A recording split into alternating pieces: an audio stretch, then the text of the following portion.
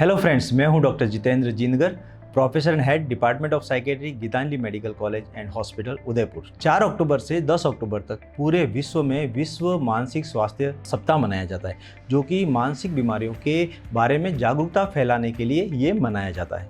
माना ये जाता है कि एंटी डिप्रेसेंट मेडिकेशन जो है वो उसकी आदत लग जाती है, उसकी लत पड़ जाती है और एक बार स्टार्ट हो जाती है तो वो बिल्कुल भी बंद नहीं होती।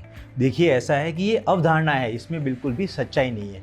इसके बारे में ज़्यादा समझने के लिए आपको पहले ये देखना होगा कि ये दवाएं काम कैसे करती हैं। देखिए, ये क्या करती है कि जब हम ये मेडिसिन स्टार्ट करते हैं तो आपके ब्रेन में ये दवाएं serotonin level, dopamine level, norepinephrine का लेवल जो है वो ब्रेन के अंदर बढ़ाती है। जैसे उनका लेवल बढ़ेगा तो धीरे धीरे आपके डिप्रेशन के लक्षण जो है वो ठीक होने लगते हैं। लेकिन इन दवाओं का असर आने में कम से कम 15 से 20 दिन लगते हैं। और अगर पहली बार किसी को डिप्रेशन हुआ है तो ये दवाई 6 महीने से 12 महीने तक हम चलाते हैं। लगभग 30% तक मरीजों की दवाएं बंद हो जाती है। लेकिन क्या होता है कि 60% पेशेंट्स को डिप्रेशन दोबारा होता है, जिसको हम रिकरेंट डिप्रेसिव डिसऑर्डर बोलते हैं। तो अगर दोबारा डिप्रेशन होगा तो दोबारा डिप्रेशन की दवाएं चालू करनी पड़ेगी।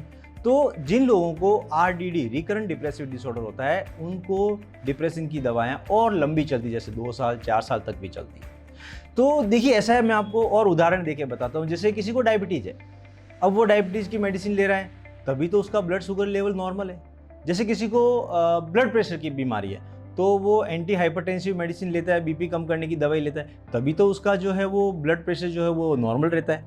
अगर वो ये दवाएं बंद कर दें तो क्या होगा? बीपी बढ़ जाएगा, डायबिटीज बढ़ जाएगा। सिमिलरली बहुत बार क्या होता है कि मरीजों को डिप्रेशन की दवाओं की ज़रूरत होती है, इसलिए हम लोग साइकेट्रिस्ट इन दवाओं को लंबे टाइम तक चलाते हैं। अगर हम दवाएं वो बंद कर देते हैं तो उनको डिप्रेशन के लक्षण जो है वो वापस आने लग जाते हैं। लेकिन आपको ये ध्यान रहे कि एंटी डिप्रेशन मेडिकेशन बिना डॉक्टर की सलाह के शुरू न करें।